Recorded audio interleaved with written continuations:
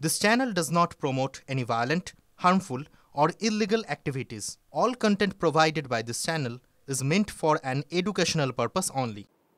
অপরাজিতা বিল রাজ্য সরকারের কাছে রাজ্যপাল ফেরত পাঠিয়ে দিয়েছেন। সংবিধান এবং শীর্ষ আদালতের কিছু নির্দিষ্ট বিধির পরিপন্থী এই বিল।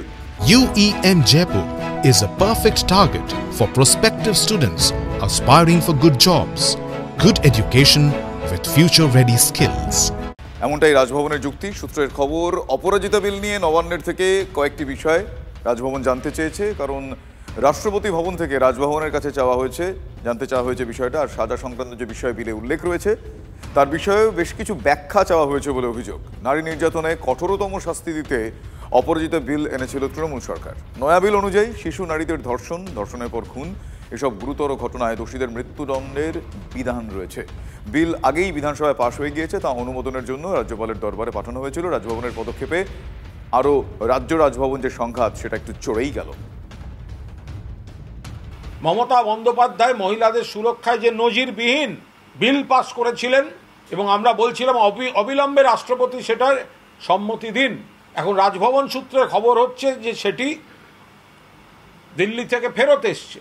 এটা যদি সত্য হয় তাহলে আমাদের তীব্র প্রতিবাদ থাকবে। বিজেপির মুখোশ খুলে যাচ্ছে। ওদের রাজ্যগুলোতে নারী নির্যাতন, খুন, ধর্ষণ হবে, আর এখানে হচ্ছে কন্যা সুরক্ষা, বড় বড় কথা। আর অপরাজিতা বিল ফেরত আসবে, এই নাটক দ্বিচারিতা বিজেপি বন্ধ করুক। অপরাজিতা বিল কেন হবে বলতে পারেন?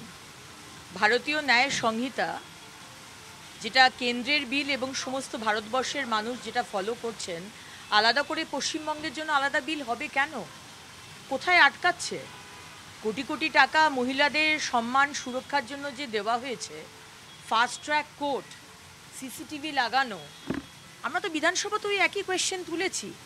সেই টাকা ফেরত চলে গেছে। মহিলাদের সশক্তিকরণের জন্য তাতে কোনো ব্যবহার করা হয়নি।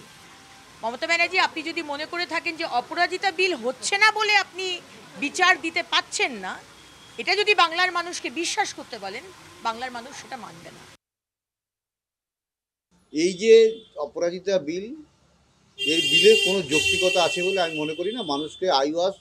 মানুষকে ভুল বোঝানোর একটা পন্থা ছাড়া নয়। সেই পন্থা সরকার, যারা আইন পাস করেন তারা কেন সমস্ত আইন পাস করতে যাবে?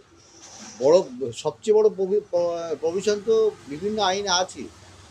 ধর্ষণ মামলার বিভিন্ন আইনে প্রভিশন আছে, মৃত্যুদণ্ড দেওয়ার এবং যাবজ্জীবন এবং আজীবন, এই সমস্ত তো আছেই। সুতরাং এই সমস্ত নতুন বিল আইন পাস করে লাভটা কী হবে? আইনের প্রয়োগটা কী হচ্ছে সেটাই সবার আগে মানুষকে দেখবে। মানুষ দেখবে আইনের প্রয়োগ কী হচ্ছে, কিন্তু আইনের প্রয়োগ তো হচ্ছে না। সেটাই হচ্ছে আমাদের, সেই জন্যই হয়তো এই বিল ফেরত পাঠিয়েছেন রাজ্যপাল এবং রাষ্ট্রপতি।